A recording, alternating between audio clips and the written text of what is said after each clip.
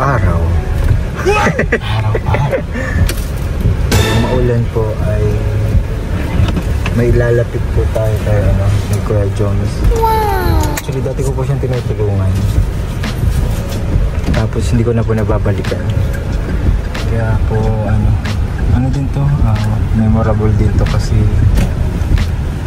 kakaiba tong may kapansanan kasi to eh. Tapos yun, hindi Kuya Jones ng pwedeng matulungan. Yun na lang binigay ko. Si katukayo niya pati yung Kuya Jomar meets Little Jomar. Ay, si Little Jomar po ang natin ilalapit natin kay Kuya Jomar ngayon. Sakto wala pong pasok ngayon. Kami sa Kabanbanan po, Talisay. Kumaulan po ngayon. Sakto wala pong pasok. Kaya nga, postpone ngayon. Dami postpone ngayon. Ayun po, sobrang ulan pero pupunta po kami ngayon. So ayun po, tapos na po kami mga kalingap sa aming Lolo po. Si Kuya Jomar, si Lolo. Hello bro. Iisip ako guys ng content ngayon na pwedeng itanong kay Kuya Joms. Actually, ito daw para pressuring question daw to eh. Totoo ba yun kuya na Dana bro. Na ikaw dapat mauna? Mauna? Saan bro? Mauna bro? Sa inyo ni Carla. Bako daw mauna sa akin. Sa proposal? Sa proposal? Oo, kasi sunod-sunod daw ang mangyayari kapag ikaw daw nag-propose. Di ba sa'yo naman nangyayari? Ikaw pa nagsabi nun sa akin eh. Paano mangyayari yun kung nag-school pa si Carla? So possible pala na Yun nga bro eh. Paano kaya pwede? Pwede naman yata yun, di ba? Pwede? Pwede yun? Para sa'yo pwede yun? Pwede naman habang nag-aaral pa. Pwede naman habang aral. Kaso baka mawala ng focus, di naman kaya? Hindi naman. Parang lang, kumbaga nag-upgrade lang yung love story niya. Siguro as long as as long as di na pabayan yung pag-aaral. o saka mali na yung priority mo. So ikaw kuya, anong priority mo ba? Priority mo ba siya or? Priority naman na yun siya. Kasi bro, priority mo si Carla. Siyempre, priority mo. Oo, pero siyempre, importante din yung priority niya.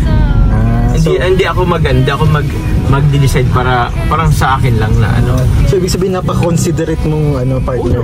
Bro, maging considerate tayo sa sa mga bagay-bagay. Decision niya sa buhay. Hindi lang pwede yung decision ko ang masusunod or plano ko. Siyempre, may plano naman siya sa buhay or priorities. Yun yung kailangan natin i-consider. Pangit bro, pag mag-propose tapos sa kaganitong kasagsagan ng pag-aaral niya. Paano pag nag-know yan? Di ba bro? Masakit bro, masakit. Grabe, comment nga kayo guys kung may mag-no ba dyan. Mag-no ka si Carla? Mag-no ka si Carla guys kapag busy siya sa pag-study. Hindi. Pero hindi ibig sabihin ng no na yun ay rejected. Ano pa yun? Minsan yung no kasi mali lang yung timing. Timing lang kasi yung timing. Dapat right time and the right place and the right person. Ikaw na yung right person, hindi na kailangan. Kaya nga, pero yun naman. So yun pala. So ibig sabihin, marahil mangyari niyan, baka kailangan nyo mag-usap about yan. Kung sakaling nasa right time kasi bro. Pero hindi kasi di man pwede pag-usapan. Oo, kasi walang element of surprise. Oo, wala yung element of surprise nyo. Pag-usapan niya. Pero pwedeng may open yun. What if Carla may propose sa'yo? Try nga natin bro i-open next time. Paunti-unti lang. Konti-konti. Yung papunta dun yung alam mo. O tutumbukin mo yung gano'n. Oo, tutumbukin natin yung saan tayo papunta. Pwede yun ang kalina. Kasi maraming magsasaya kapag kayo ang nauna. Sabi mo diba, yung sa vlog, kapag nauna kayo, may susunod yung isa. Yung isa magsusunod na din daw. Naka-pressure din kasi itong si Tropang Edge bro. Si Kuya Edge bro. Bakit? Ha? Bakit? Una muna, bago daw siya una muna ako. Ibig sabihin talaga, talaga. Kasi bata pa kasi si Biana ata eh. Hindi naman sila nagkakalayuan ni bro. Kung pwede sa Jomcar, pwede rin sa Edge. Agad-agad na. Agad-agad na. Double wedding? Double wedding. Double proposal? Double proposal. Rahil. So sagot dahil double proposal pala mangyari niyan. Dapat ano mo siya, kuntsabahin mo na si Nauna na ko ni Edo kasi bro, ang sasabihin ko sana, una muna si Edo bago ako. Dapat yun ang sasabihin mo. Dapat una muna sila bago. Kasi si Edo ang unang tinawag dun sa event na yun. Ano ba naman yun? Unahan ka? Pero din man yung importante kung sinong mahuli. Basta totoo yung feelings na nararamdaman. This is a feeling, I'm feeling no strong. Bro, masya bro. Hindi siya kanta bro. Grabe. So, ibig sabihin po, possible magkaroon ng proposal. Kasi ano ngayon ang proposal eh. Masyadong ano ngayon. Pinagalaw kasi ni Kuya Jens ang baso about sa proposal eh. Sa Taiwan. Kasi, tapos sinundan mo pa. Sinundan ko. Paano na yan? Paano na yan? Kayo daw ang susunod daw. Ganito bro kasi, actually hindi ko alam about sa proposal niya. Mas igi kasi huwag pag-usapan. Ayaw mo pag-usapan. Gusto mo kasi bro, yung element of surprise, tinan mo. Yung pag-propose mo, di ba? Wala namang walang nakalam. Si Kuya Jens din naman. Kaya guys, huwag na muna natin huwag muna natin pag-usapan guys. Mabibigla na lang kayo. Pinagalaw kasi yung baso ni Kuya Jens. Si Kuya Jens talagang may kasalanan po ng lahat. Si Kuya Jens pinagalaw yung baso. Si JJ pinagalaw yung plato. Ikaw, kutsara. Ako kutsara tinidor next time sa akin bro. Yun nga, abangan nyo guys yung sa akin yung kutsara, si Edo ang tinidor. Kutsara sa'yo. Kasi yun nga daw mangyayari, marami daw ang magsasaya. Kasi nga domino effect daw. Siyempre pag nag-aabag din ng mga EDSI daw sa inyo eh. Eh bakit? Ha? Siyempre, ikaw daw mauuna, ikaw ang basihan. So ang sa akin mag-bibase yung yung EDSI Nation. EDSI Nation. Yung jump card din naman, nag-base din naman siya. Jump card Nation, nagbabase din sa iyo. Kaya nagbabase. Kasi ikaw yung nagsalita nun. Edo kasi. Kaya ba't ang Mikris, tahimik lang ang Mikris. Mikris, Mikris, tahimik lang kasi tandem lang sila eh. Talagang official tandem lang. Depende na lang sa kanila kung anong nila. Ang magiging mangyayari. Kasi sabi daw nila, parang ganun din daw sa inyo na sa atin. Pero yun, anyways, yun ang ay ganda. Santa Fe. Ganda pala niyan. SUV rin to eh. Kaya Kuya Joms, grabe ang sa iyo. Grabe ang sa iyo, ang pressure, napakabigat sa iyo. Oo. It's a life and death. Oo, situation. Grabe. Si Carla pati, first year pa lang na magsi-second year pa lang next year, magka-cupping pinning pa. Oo. Diba?